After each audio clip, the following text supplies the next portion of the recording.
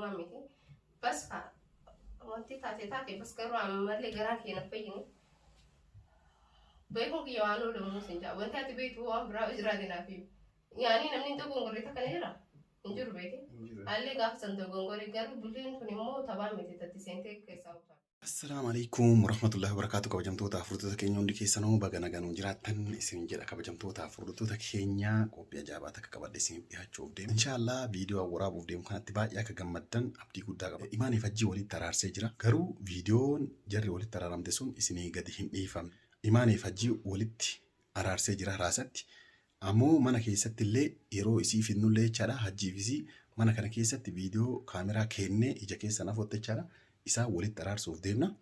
Imaaneen dhuftee imaanee maan bakka hojiidhaan dhiyaanii faafisaan finnee duwwaana kiyya keessa jirti. Hajji ammoo eegaa jirra. Hajjiin hin dhufne iddoo hojiitiin hin dhufa jedhee jira. Hanga hajjiin dhufutti kaameraa kiyya dhossee dhuguma mee haafisaa irratti illee wanti na dhossite hoo jiraattee xiqqoo yeroo araaramtu san quuqama wayii qabdi beektani. Quuqama wayii qabdi.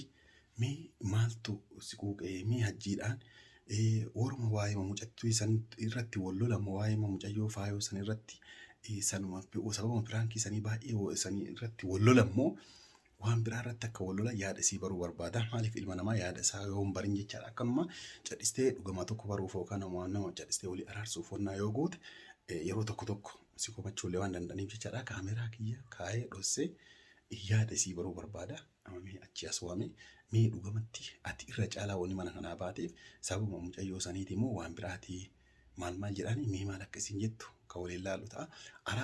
Araasatti araarsine sanillee ka viidiyoon isinii waraabbanne sanillee irratti illee mee koomii qabdu maal jedhee waa adda addaa gaafadha. Garuma sagantaa kootiin hordofaa isiniin jedha. Amma isiitu waan akkiyya jirti asi kaameraa dhossee isii waamaa jechaadha. Booda ammoo yeroo hajjiin dhufetti saala kanarratti teenne viidiyoo akkaataa jara itti araarsine dhugaa eenyutti akka murteessinillee kasanillee ka viidiyoo isinii waraabnee gadhiisnu YouTube isaanii irratti ka isinii gadhiisnu ta'ichaadha. Hamma sagantaa kootiin hordofaa amma kaameraa kiyya dhuffadhee isii waamee mee natti dhugamaan mee maalidha jedhani.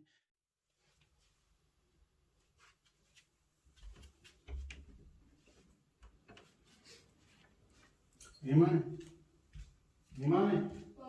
Kotu.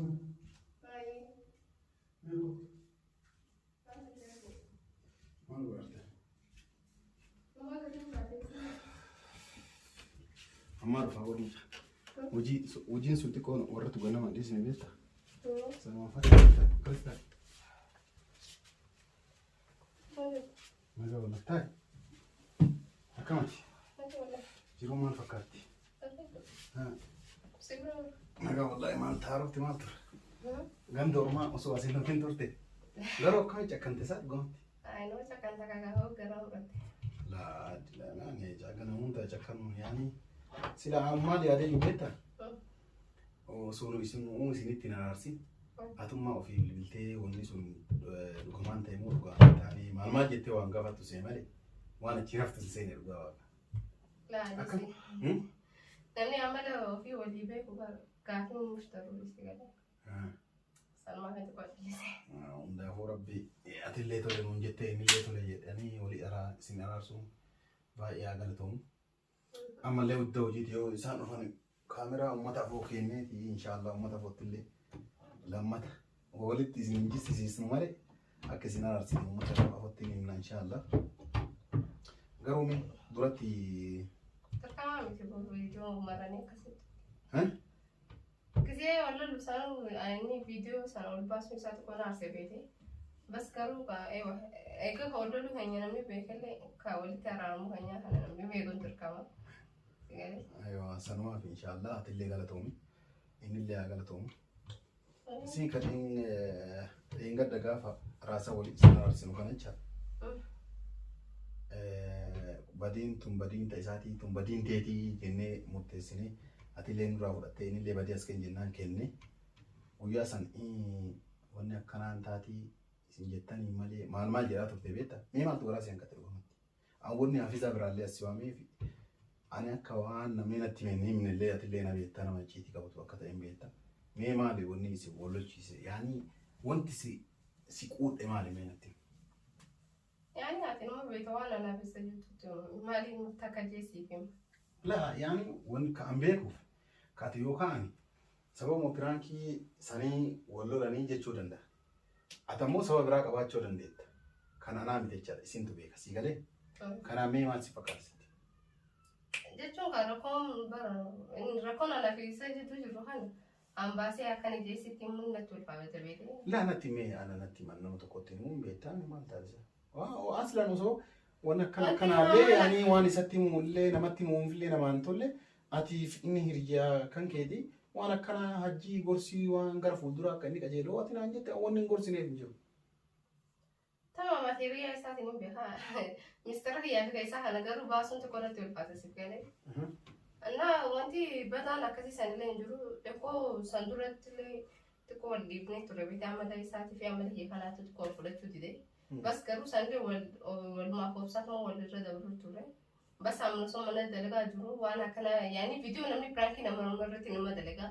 Haalli namarra dalagee ni beekaa osoo leen yaadatte pirankii irra dalagaa ture. Gaafa mana mustara jiru. Ammallee pirankii namarratti ni dalaga. Bas pirankiin kun aynaa qabasaa walala. Bakka naan hin jirre irratti dhalaa yaamee dalaguun isaa sun uumaa mitaayee san dalagaa fi hojjenne bas pirankii akkasii sallee shaatiin daleen. Lees namni biraan daleen lees ni dalaga. Seegalee. Amma dhugaman sababni pirankii waan sana jechaadha. Sababni isaa numaasi kalas waan joo sanii waliin xiqqoo naaf hin taane beekeen. Ati hin tolle. Sanumaaf jecha malee si faayin.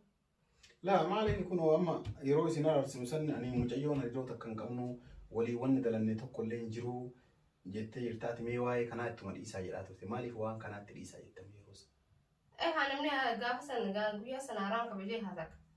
Bas anumaa filee gadiin fudhatamne si galee haala amalli isaa sunillee san durallee xiqqoo amala warra kuturraa ana fe'atiin hajjiin waan hafinni osoo lefuuni waa deetu naa seenee ture. Amalli isaa haalallee akka jijjiirratu waa danaa seenee ture. Bas garuu maal jeesi taa'u waafi. Inni waan jijjiiramaa qabu gaafa duraanuu haala teetti seenee waan miti jee obse. Yaani namni tokko gongoree takka ni jira. Hin jiru beekee. Haallee gaafa san gongoree garuu bulleen kun immoo taphaa miti teetti seentee keessaa utaadha. Saniif jecha hedduu obseef.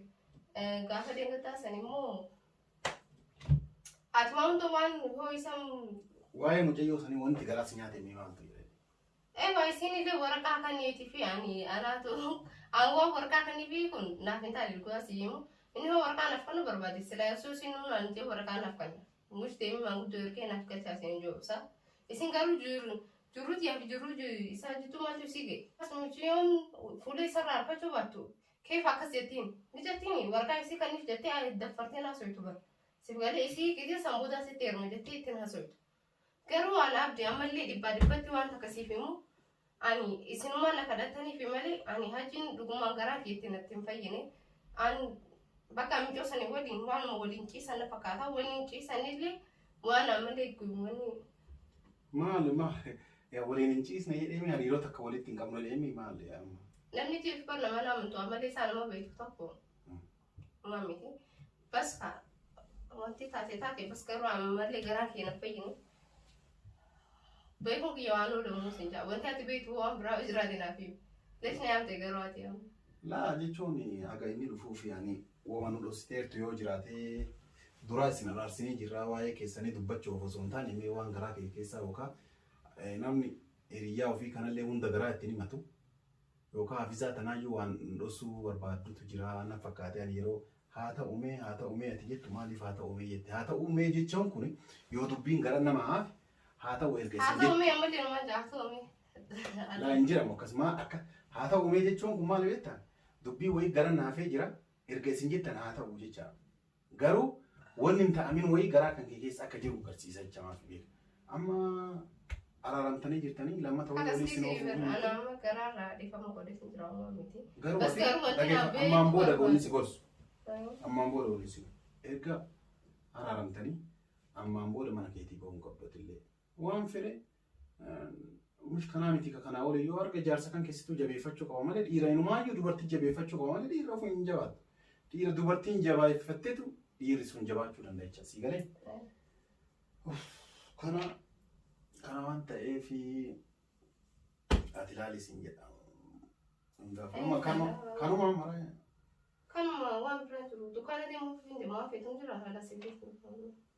Mee waan biraa wanti na himtu wanni hajjii gorsinaan jettu hoo jira. Hajji amala isaa kan akka dhiisu ati waa hundaafuu saayibii isaatiin yaani amala takka waan hin taane ati illee gisee irratti agarsiisa. Mee fakkeenya maal amma hanga wal fuutan hojii seenee hojii dalagaa jira.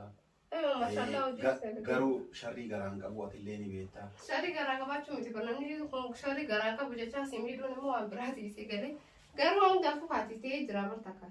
Garuu ani amma waan xiqqoon naantaan inni jira san immoo isa gaafadhee isarraa adda baafachuuf ni mukaraa si jaa. Yoomiin ammamu. Ammas ta'u guyyaa biraas guyyaa takka gaafadhee maal qulqulleeffadha gara hayya kana waa kanatti naafaan illee. Akka maal jettee gaafatte? Maal jettee gaafataan akka yaani waan biraan gaafadhu bar. Bas. Yaani amma fakkeenyaan waan jettee naa gaafatte inni yoo araaramiti taate araaramneerra waan kana maa kaaftee sin jechuun isaan oolu mee maal jettaa jedhe? Anjaallee isaati akkanatti gaafadhu ni beekara qulqullina qabu. Wallahi. Yalla tamam. Garuu araaramtan garamaan araaramte moo sharrii garaa qabda moo akka meenatti? Anta akka sharrii garaa nuu qabanne. Laa dhugama si waan abar. Wanni dhugumaan garaa araaramne. Laa yoo fakkeenyaa fi nu saalfattee tole jettee jiraattee ajjiin ammoo adda bahuu barbaadde. Ittiin adda si baasuu dandeenya. Yoo dhugumaan adda bahuu barbaadde jechuudha. Yoo ammoo sharrii garaa qabaatte. Laa sharrii garaa qabu hajji. Yaani abdi ansi kabajaalee geerii tiisanii ni kabaja. Hajjilee ni kabaja ni beeka. Saniifuu akka rabbiin jeetee jira bakka. Jechuun akkam. Akkasii kanaas alaamaaf beeka. Rakkoota akkam fedhu. Ataa qaama ni dhufa haga isin ararsanii kaanutti olii gadi deemaa ta'a. Shaayi maal jechuun dubartii kabajamtoota furtoota keenya isin du'aan deebitee jirti argitanii yaada isii jechaadha. Yaadni waa mucayyoo sanii malee sharrii biraa imaaneen garaa keessaa hin qabne argitanii jirtani. Viidiyoo kan akka waraabaa rullee ittiin garsiisne amma ajjii eegaa jirra. Ajjiin xiqqoo ture jira dhugaa dubbachuuf jecha. Yoo ajjiin dhufe isaan dura walitti araarsinee jirru san viidiyoo kaameraa fuuldura isaanii kenne akka araaramaniiran hordoftoonni shaashee tuuffaa akka arganiif jechaadha. Viidiyoon dirqama waraabna jedheeti ajjiillee isiillee waamnee jirra kunoo isiin dhuftee jirtu akkuma agartan jechaadha. Haafizaa waliin amma du'aana ta'etti teennee ajjii eegaa jirra. Yeroo ajjiin dhufu walitti kafayyisne kana akkam jennee akka walitti araarsine akka dhugaan akkamitti akka walitti araarsine akka isin argitaniif viidiyoo isin waraabuun dirqama taate jechaadha. Kana warri viidiyoo kana jaalattan laayik godhaa yaada keessan karaa koomentiitiin nu barreessaa isiniin jenna.